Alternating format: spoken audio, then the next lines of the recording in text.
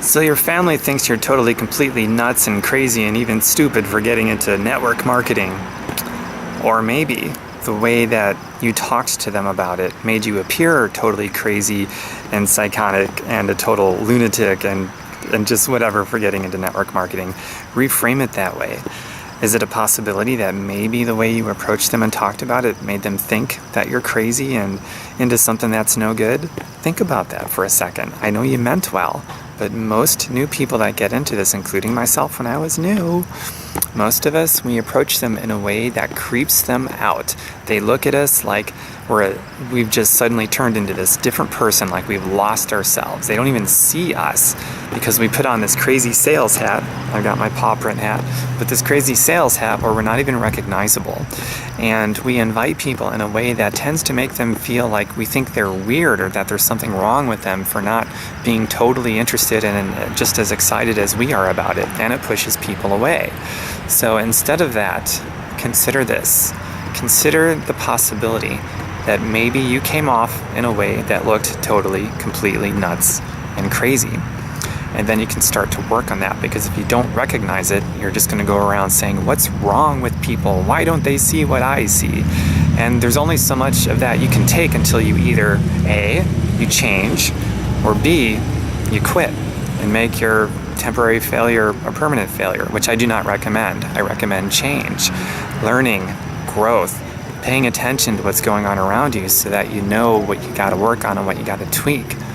So when you're inviting people, friends, family, we'll just call them your warm market, you got to be yourself. And I've got plenty of scripting to help you as sort of a guideline to figure out what works for you in your own vernacular and your own language that people already know you as. And without making them feel weird or stupid for saying no, and without making people just give you a bunch of resistance. Now, it doesn't mean that they're going to be into your deal. Most people still aren't, because it's just, one of these things that it's not for everybody in their perception.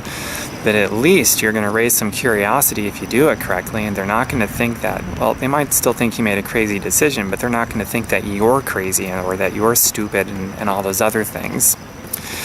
And I should also tell you, anytime you do something that's really important, that's going to make a positive lick of a difference or more than a lick of a difference, you're going to have some people in your life that are going to make you feel like crap, no matter how respectful and honoring you are of them. Now, when that happens, it doesn't happen often, but when it does, when somebody makes me feel like crap, they're out of my life. I don't care if it's a family member or a friend. There is no honor in letting somebody make you feel like crap and then keeping them around to do it again. So you got to keep that in mind also. But as for the point of this video, I want you to start questioning how you're approaching people and how you're talking to people so that you can recognize that maybe sometimes it is you and that you could tweak things or change how you're talking to people, and you can finally get the skills that you need, the training that you need, make the discoveries that you need so that you're connecting with people and raising curiosity instead of all this resistance. It's really important, and it's one of those things that is so important. It separates people who grow from people who stay stagnant and eventually quit. And you want to grow. The growth is going to motivate you, and you're more likely to stick with it and touch more people's lives. So consider reframing the issue. Maybe the way that you're approaching people has them thinking that you're crazy because you came off maybe a little bit crazy. And I say that to help you, not to put you down. I want to lift you up. I'm fighting for that greatness within you. And sometimes you just need to have enough humility, which is a virtue, to, maybe question yourself, like, maybe it's me, maybe there's something I need to change. And then you can finally give yourself the freedom to do that. And there's going to be a bunch of people that will benefit from you having that kind of humility to look inside yourself and improve upon that. So I hope you got a lot of value in this video.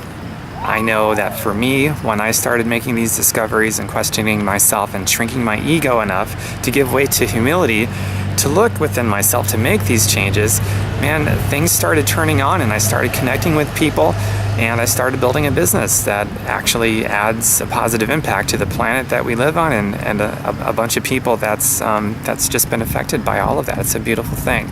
So if you got value from this, subscribe to my YouTube channel.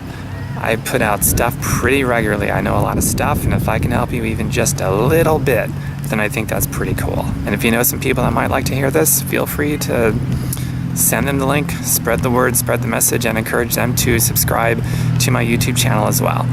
I'll see you guys again real soon. Take care. Oh, and in case you're wondering where I'm at, this interesting shape behind me, it's my town's band shell in Kenosha, Wisconsin. It's pretty neat that we actually have one, and it's like over 100 years old. It's actually kind of a historic piece. It's pretty neat. Anyway, take care, everyone.